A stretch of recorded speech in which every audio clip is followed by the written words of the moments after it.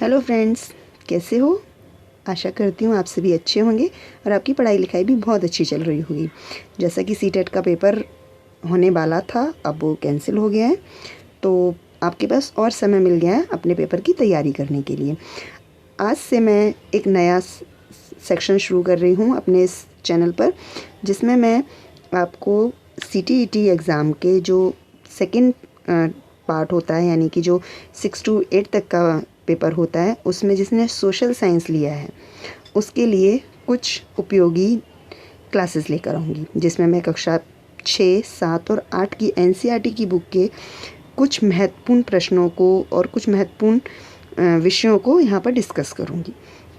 इसमें कोशिश की गई है कि पाठों के माध्यम से किया जाए, पर कुछ जगह पाठ नहीं हो पाए हैं, तो जो भी बहुत ज़रूरी जानकारी है आपके लिए, आपके पेपर के लिए, वो इसमें देने की कोशिश की गई है। तो उम्मीद करती हूँ ये आपके लिए उपयोगी रहेंगे और मुझे सपोर्ट कीजिए, इस चैनल को सब्सक्राइब कीजिए और अपने दोस्तों के साथ ये वीडियो ज़्यादा से ज़्यादा शेयर कीजिए, ताकि वो भी CTET को पास कर सकें और भविष्य में एक अच्छे अध्यापक और अध्यापिकाएं बन सकें।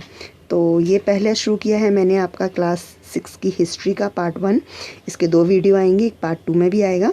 तो आज पहले मैं कुछ पार्ट 1 में 1 से लेके 6 तक जो लेसन है उनको डिस्कस करूँगी और बाकी के लेसन में आगे डिस्कस करूँगी। तो कोशिश करती हूँ कि आपको ये उपयोगी लगे, और अगर कोई सुझाव, कोई सजेशन हो तो आप मुझे कमेंट में लिख सकते हैं। हिंदी के वीडियो, जो हिंदी पाठ्य क्रम में जो भी आता है आपका, जो हिंदी का ग्रामर है, उसके वीडियो मैं पहले ही बना चुकी हूँ, तो वो आप मेरे वीडियो के वो वीडियोज़ आप चैनल में जाके देख सकते हैं। और आज से मैंने नया शुरू किया है CTET के लिए पेपर 2 का सोशल साइंस का सेक्शन। उम्मीद करूँगी कि आपके लिए उपयोगी रहेगा। तो पहला पार्ट है कुशल संवाहक। यानी कि कुशल संवाहक का मतलब यहाँ पर यह है कि ऐसे घूमने फिरने वाले लोग जो कि बहुत अच्छी तरीके से उस इलाके के बारे में जानते हैं। ये प्राचीन भारत है, क्योंकि उस समय पे लोग जंगलों में ही रहते थे, शिकार करते थे, तो उस तरीके की जानकारी इसमें दी गई है। तो कुशल संवाहक कौन होते हैं? आसपास के जंगलों के बारे में विशाल संपदा से परिचित, क्योंकि ये जंगलों में ही रहते हैं, वहीं पर जो भी पेड़ पौधे, पशु पक्षी, जानवर होते हैं, उन्हीं के साथ इनका जीवन व्यतीत होता है। तो इन्हें वहाँ की जो विशाल संपदा है, जिसमें चाहे वन हो, जंगल हो, पेड़ पौधे, घास, जानवर, पशु पक्षी, वो सब के बारे में इन्हें अच्छी तरीके से पता होता है। और ये लोग जानवरों का आखेट भी करते थे, क्योंकि प्राचीन समय में इनके घर में गैस चूल्हा तो होता नहीं था, तो कॉमन सी बात है कि ये शिकार करके ही अपना पेट भरते थे। आखेट का मतलब शिकार होता है। सुलेमान व किरथर की पहाड़ियाँ, ये कहाँ पर हैं? ये उत्तर पश्चिम में स्थित हैं, यानी कि उत्तर पश्चिम भारत में ये स्थित हैं। गारो पहाड़ियाँ, ये हमारी उत्तर पूर्व में स्थित हैं, जो कि आज जैसे कि आप जानते हैं गारो खासी की पहाड़ियाँ आपने सुनी हुई होंगी, ये हमारे नॉर्थ ईस्ट के स्टेट्स में स्थित हैं। विंध्य पहाड़ियाँ, विंध्य हमारी मध्य भारत में स्थित। हम कह सकते हैं जो विंध्याचल पर्वत है वो हमारा मध्य प्रदेश और साउथ के स्टेट में के बीच का बॉर्डर बनता है, यानी कि विंध्याचल पर्वत से ही हमारा साउथ स्टेट, जो इन्हें हम साउथ इंडियन स्टेट्स बोलते हैं, वो शुरू हो जाते हैं। तो ये मध्य भारत में स्थित है। सिंधु की सहायक नदियाँ कौन कौन सी होती हैं? सिंधु नदी, जैसे कि आपने आजकल देखा ही है कितना विवाद चल रहा है उस पर, जो कश्मीर के लद्दाख से लेकर आपका चीन के साथ जो विवाद है, उसमें सिंधु मुख्य भूमिका निभा रही है, क्योंकि सिंधु नदी उस वहाँ पर मुख्य रूप से है। तो सिंधु की जो सहायक नदियाँ हैं वो हैं ब्यास, सतलुज, रावी, झेलम और चिनाब। ये चिनाब जो नदी है ये हमारी और झेलम, ये दोनों ही कश्मीर में बहती हैं। बाकी जो नदियाँ हैं वो नीचे उतरती अलग अलग जो स्टेट्स हैं हमारे, वहाँ पर आती हैं। अब है हमारा यहाँ पर मगध आपको पता है एक एम्पायर था, एक राज्य था, या हम कह सकते हैं शासन तंत्र था। तो उसके बारे में है कुछ जानकारी। एक शक्तिशाली राज्य जो गंगा नदी दक्षिण में स्थित था। जो मगध राज्य था वो गंगा नदी के दक्षिणी भाग में स्थित था। मगध नरेश के आपको पता है सबसे महान कौन से कहलाते हैं? अगर आपको पता है ज़रा कमेंट करके बताइए। दक्षिण एशिया इसे उपमहाद्वीप कहा जाता है। दक्षिण एशिया को उपमहाद्वीप कहा जाता है। अब है इंडिया शब्द का निर्माण। इंडिया शब्द का निर्माण कैसे हुआ है? यह इंडस शब्द से निकला है। इसका संस्कृत में अर्थ सिंधु है, यानी कि जो हमारे भारत को नाम इंडिया दिया गया है, या हम ये कह सकते हैं जो इंडस नदी हम जिसे बोलते हैं, उसका मतलब होता है सिंधु। संस्कृत में उसका अर्थ सिंधु। हम कह सकते हैं कि जो इंडिया नाम हमें मिला है वो इंडस नदी के कारण ही मिला है, और इंडस नदी को संस्कृत में सिंधु कहते हैं, या इंडस को संस्कृत में हम सिंधु कहते हैं। अब है हमारा पांडुलिपि क्या है। पांडुलिपि क्या होती है? ताड़ के पत्तों को बांधकर एक पुस्तक की भांति बना देना। ये भूर्ज नाम के पेड़ की छाल से तैयार भोजपत्र पर लिखी जाती थी, जिन्हें हम इंस्क्रिप्शंस भी कह सकते हैं एक तरीके से।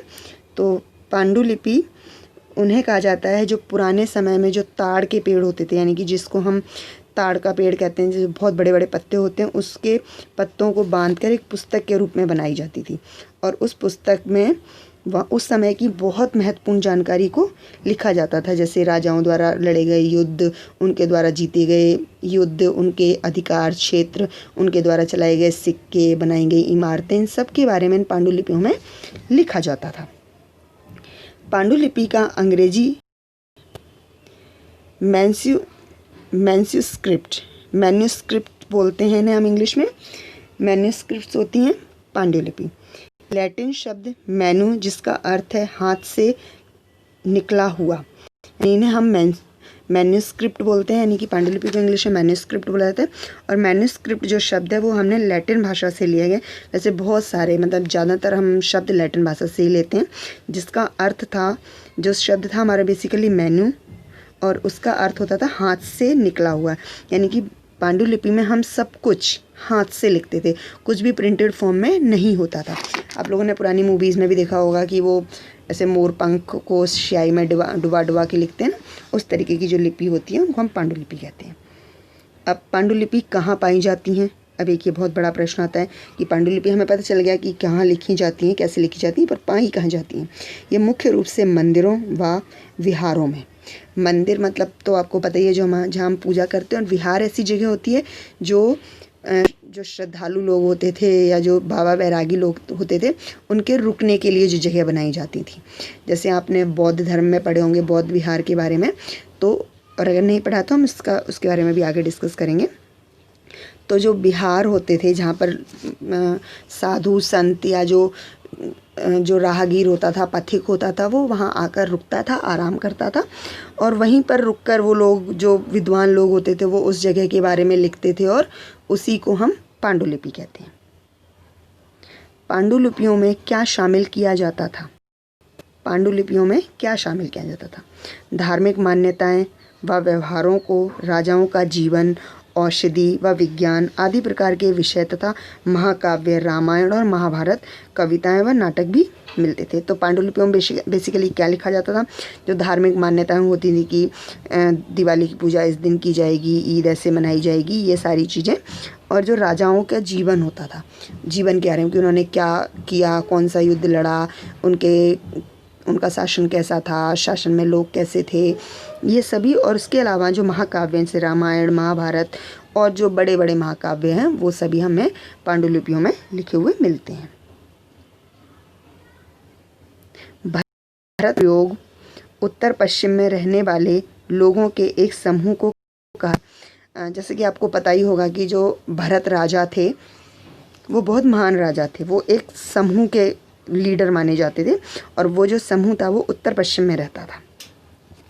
और भरत का जो प्रारंभिक उल्लेख मिलता है, यानी कि जो भरत राजा थे उनके बारे में जो उल्लेख मिलता है, वो संस्कृत की आरंभिक कृति ऋग्वेद में मिलता है। आपको पता है वेद हमारे 4 हैं, ऋग्वेद, सामवेद, यजुर्वेद, अथर्ववेद।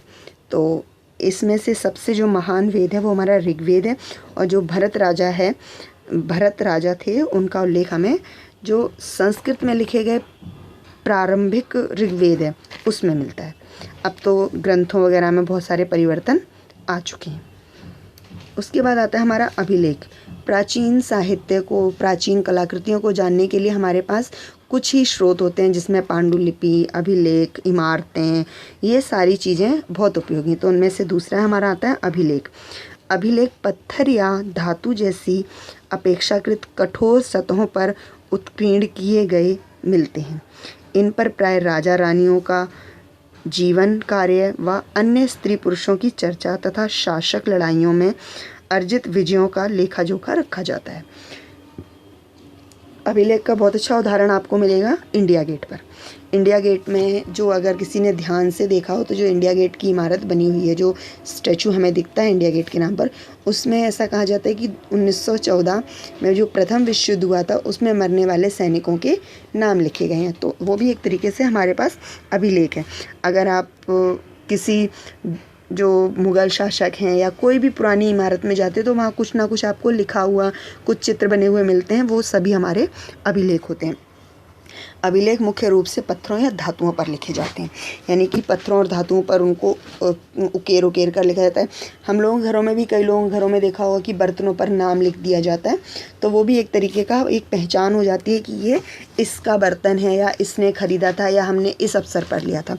तो उसी तरीके से अभिलेखों में भी ये सारी जानकारी मिलती है कि राजा रानी का जीवन कैसा रहा होगा, या अन्य पुरुष स्त्रियों का जीवन कैसा रहा होगा, उस समय वहाँ पर क्या क्या महान कार्य हुए होंगे, उन्होंने, राजाओं ने कौन सी लड़ाइयाँ लड़ी होंगी, कौन सी जीती होंगी, इन सब के बारे में उनमें लिखा जाता है। जैसे कुछ राजा अपनी जीत की खुशी में कोई इमारत बनाकर खड़ी कर देते थे, या कुछ कोई बाग बना देते थे, तो उस तरीके से अभिलेखों में भी हमें जानकारी मिलती है।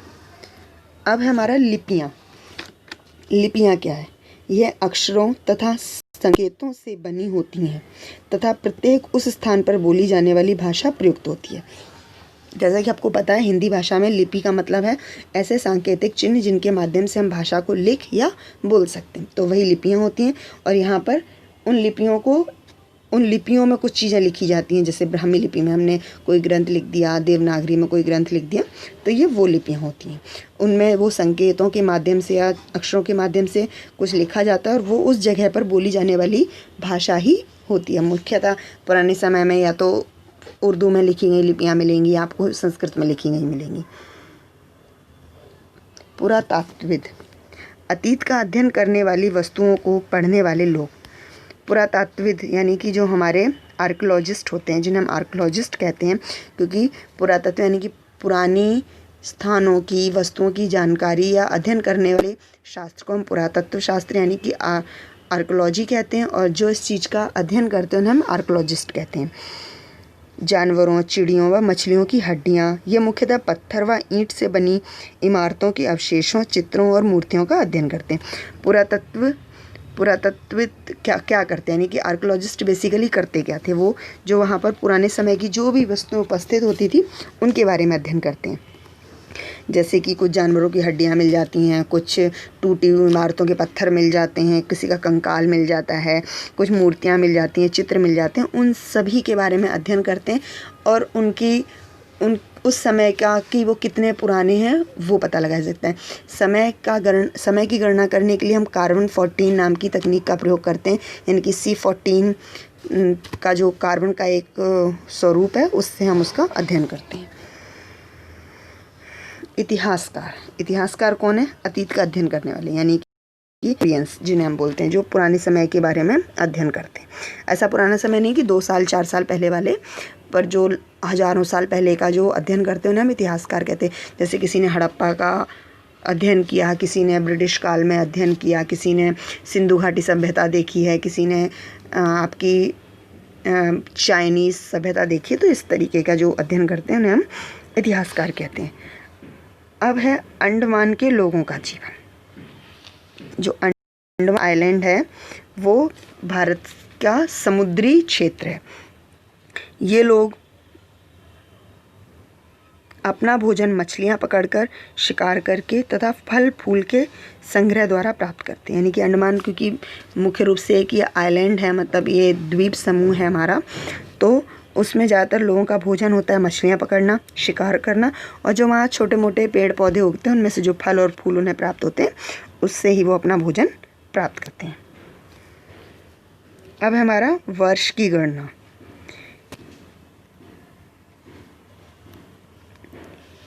ईसाई प्रवर्तक ईसा मसीह के जन्म की तिथि द्वारा, जैसे 2000 वर्ष का अर्थ ईसा मसीह के जन्म के 2000 वर्ष बाद, यानी कि हम जो ये AC BC DC पढ़ते हैं इसके बारे में बताया गया है कि ये कैसे गणना की जाती है। तो जो हमारा BC होता है वो before Christ, AC after Christ. तो ईसा मसीह का जब जन्म हुआ है उसके बाद से जो समय की गणना है वो आफ्टर ईसा मसीह यानी कि AC हो गया, और जो उससे पहले का समय वो हम BC में यानी कि बिफोर क्राइस्ट में कैलकुलेट करते हैं।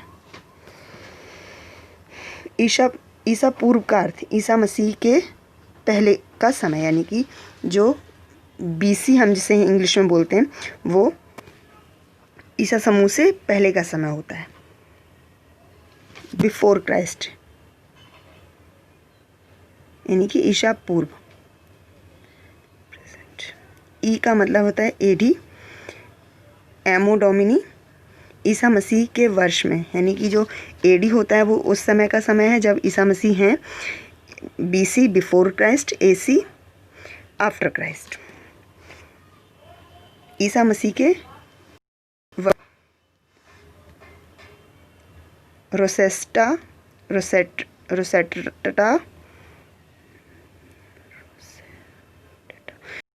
रोसेडटा यह एक कस्बा है। यहाँ से एक ऐसा उत्कीर्णित पत्थर मिला है जिस पर एक ही लेख 3 भिन्न भिन्न भाषाओं तथा लिपियों में है। यानी कि जो पुरातत्व वैज्ञानिकों ने जो खोज की है उसमें रोसेडटा एक ऐसा कस्बा मिला, यानी कि एक ऐसा टाउन है जहाँ पर कुछ ऐसे पत्थर मिले हैं जिसमें एक ही पत्थर पर 3 तरह की अलग अलग भाषाओं में और अलग अलग लिपियों में कुछ लेख लिखे मिले हैं। यानी कि एक ही जगह पर 3 तरीके की भाषाओं के चलन का प्रमाण मिलता है। कृषि का आरंभ कब माना जाता है? 8000 वर्ष पूर्व, यानी कि आज से 8000 वर्ष पूर्व कृषि करनी मानव ने शुरू की होगी, ऐसा माना जाता है। सिंधु सभ्यता के प्रथम नगर कब के माने जाते हैं? वो हमारे 4700 वर्ष पूर्व के माने जाते हैं। यानी कि सिंधु सभ्यता की जो खोज हुई है उसमें ये पता चला है कि अगर जो ढूंढा है जो कि जिसके नाम पर हमारी सभ्यता बन गई बाद में हड़प्पा, तो उसका जो पहला नगर है वो कब बना होगा? ज़रूर नहीं कि वो हड़प्पा ही हो, पर जो पहला नगर बना होगा वो आज से 4700 वर्ष पूर्व बना होगा। और अभी क्या चल रहा है? इस वर्ष में जो चल रहा है वो आपका कौन सा वर्ष चल रहा है? अभी हम 21वीं सदी में हैं, ठीक है। और वर्तमान में जो उनका पहला वो मिला है उसको हम 2000 वर्ष पूर्व का शहर कह सकते हैं। अब है हमारा लेसन नंबर 2। पत्थरों से बने औजारों का प्रयोग किस लिए किया जाता था? मुख्य रूप से फल फूल काटने के लिए। जो आखेट करने वाले लोग थे, शिकारी थे, वो पत्थरों के बने औजारों का प्रयोग क्यों करते थे? फल और फूलों को काटने के लिए, हड्डियाँ और मांस काटने के लिए, जानवरों की खाल उतारने और लकड़ियाँ काटने के लिए।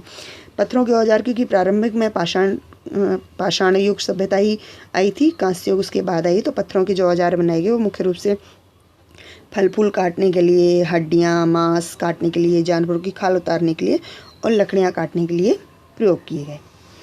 जहाँ आखेटक खाद्य संग्राहकों के होने के प्रमाण मिले। कहाँ कहाँ पर हमें मतलब शिकारियों के होने के प्रमाण मिले हैं? भीमबेटका, हुसगी, कुरनूल की गुफाएं। मुख्य रूप से हमें जो 3 जगह से मिले हैं जो आखेट करने वाले लोग हैं उनके प्रमाण भीमबेटका, हुसगी और कुरनूल गुफाएं। जो भीमबेटका है वो आधुनिक मध्य प्रदेश में है, यानी कि ये मध्य प्रदेश का एक भाग है। पुरास्थल किसे कहते हैं? ऐसे स्थान जहाँ औजार, बर्तन व इमारतें जैसी वस्तुओं के अवशेष मिलते हैं। यानी कि पुरास्थल किसे कहते हैं? पुरातत्व विज्ञान होता है जो पुरानी जगहों के चीज़ों के बारे में अध्ययन करता है। जो उनका अध्ययन करता है उसे हम पुरातत्व वैज्ञानिक कहते हैं, और जिस जगह से वो चीज़ें हमें मिलती हैं वो पुरास्थल कहलाते हैं। पाषाण औजारों का निर्माण। पाषाण का मतलब होता है पत्थर, तो उनका निर्माण कैसे किया जाता था? पत्थर से पत्थर को टकराकर और दबाव शल्क तकनीक द्वारा, यानी कि पत्थर से पत्थर को दबाया जाता था, टकराया जाता था, घिसा जाता था, उससे हम पाषाण युग में पत्थरों के औजारों का निर्माण करते थे। दबाव शल्क तकनीक क्या है? इसमें क्रोड़ पर हड्डी पत्थर रखकर हथौड़ी नुमा पत्थर से शल्क निकाले जाते थे, यानी कि मतलब उस पर ठोंक ठाक के उसको तोड़ ताड़ के उसके नुकीले नुकीले कोने बनाकर हथियार बनाए जाते थे, औजार बनाए जाते थे। उद्योग स्थल। अब उद्योग स्थल क्या होते हैं? ऐसी जगह जहाँ अच्छे पत्थर मिलते हैं और आसानी पूर्वक औजार बन सकते थे। उस समय पर हम उद्योग स्थल किसे कहते थे? जहाँ पर अच्छे पत्थर, अच्छी क्वालिटी के पत्थर मिलते थे और उनसे आसानी से हथियार बन जाते थे। पर आज की समय में उद्योग स्थल क्या होंगे? जहाँ पर बड़ी बड़ी फैक्ट्रीज लगी होंगी। हुसगी, एक ऐसी जगह जहाँ पूरा पाषाण युग के पूरा स्थल मिले, जो कि पहले भी बताया गया कि आखेट वाली जो जगह है वो आखेटकों के प्रमाण कहाँ मिले हैं? वो आपको मिले हैं भीमबेटका, हुसगी और कुरनूल की गुफाओं में। उसके बाद हमारा हुसगी एक ऐसा स्थान भी है जहाँ पर पूरा स्थल भी मिले, यानी कि ऐसी जगह भी है जहाँ पर पुराने पुराने अवशेष भी हमें प्राप्त हुए हैं। अब हमारा है राख के अवशेष कहाँ से मिले हैं? राख के अवशेष हमें कुरनूल की गुफाओं से मिले हैं। आरंभिक काल का अन्य का नाम। आरंभिक काल को हम और किस नाम से जानते हैं? जैसे आपने पढ़ा होगा आधुनिक इतिहास, पुरातत्व, पाषाण युग, कांस्य युग, इस तरीके से। तो आरंभिक काल का अन्य क्या नाम है? उसे हम क्या कहते हैं? पुरा पाषाण काल। पुराने पत्थर से बने औजारों की जानकारी यहीं से मिलती है हमें। पुरा पाषाण काल जो है उससे हमें पुराने पत्थरों से बने औजारों की जानकारी मिलती है। और समय कितना माना जाता है इसका? 20 लाख साल पहले से 12 लाख साल पहले, यानी कि जो हमारा आरंभिक इतिहास है वो उल्टा चलता है। उल्टा चलने का मतलब ये है कि अगर हमने उसकी शुरुआत 5000 साल पहले से मानी है तो वो 5000 के बाद 6000 नहीं होगा, वो 5000 के बाद 4000 होगा, फिर 3000, फिर 2000, फिर 1000, फिर शुरू होगा 1 2 3 का। तो इसीलिए ये 20,000 से 12 लाख, 20 लाख से 12 लाख की तरफ आया, यानी कि 20 लाख से 12,000 की तरफ आया, यानी कि पीछे की तरफ आ रहा है। पर्यावरणीय बदलाव का अन्य। पर्यावरणीय बदलाव जब हुए उनको क्या कहते हैं? उसको हम मध्य पाषाण काल कहते हैं। मेसोलिथ, उसको हम पैलियोलिथ बोलते हैं। जो पाषाण काल है इसको हम मेसोलिथ बोलते हैं, यानी कि 12,000 साल पहले से 10,000 साल तक, यानी कि ये भी पीछे है, यानी कि 20 साल, 2000 साल पीछे। लघु पाषाण काल, यानी कि जो छोटा पत्थरों का युग माना जाता है, या हम कह सकते हैं इसका समय काल कम था, तो वो है माइक्रोलिथ। इस काल में पाषाण औजार छोटे होते हैं। इसमें हड्डियों, लकड़ियों के मुट्ठे लगे हंसिया या आरी जैसे औजार मिलते हैं, यानी कि इसमें जो हथियार बनाए जाते हैं वो छोटे छोटे बनाए जाते हैं, जिसमें हड्डियों के, लकड़ियों के पीछे लोहे पत्थर के हथियार के पीछे लकड़ी को जोड़कर छोटे छोटे हंसिए के जैसे या आरी के जैसे औजार बनाए जाते थे। अब है हमारा नव पाषाण, यह न्यूलिथिक एज। ये 10,000 साल से पहले शुरुआत हुई तो आज प्रचलित है, यानी कि 10,000 साल पहले इसकी शुरुआत हुई थी और ये अब तक प्रचलित है, नव पाषाण काल। शैल चित्र, कुछ उत्तर प्रदेश व दक्षिणी उत्तर प्रदेश की गुफाओं से मिले चित्र जो मुख्यतः जंगली जानवरों के होते हैं। शैल चित्र किसे कहा गया? शैल चित्र का मतलब, शैल का मतलब होता है पत्थर, पहाड़ी। तो उस पर जो गुफाएं हैं इन जगहों पर, यानी कि मध्य प्रदेश में और दक्षिणी उत्तर प्रदेश के भाग में जो गुफाएं हैं उनमें ये चित्र मिले हैं। उन गुफाओं के ऊपर बने हुए चित्र मिले हैं जो कि मुख्यतः जानवरों की हैं।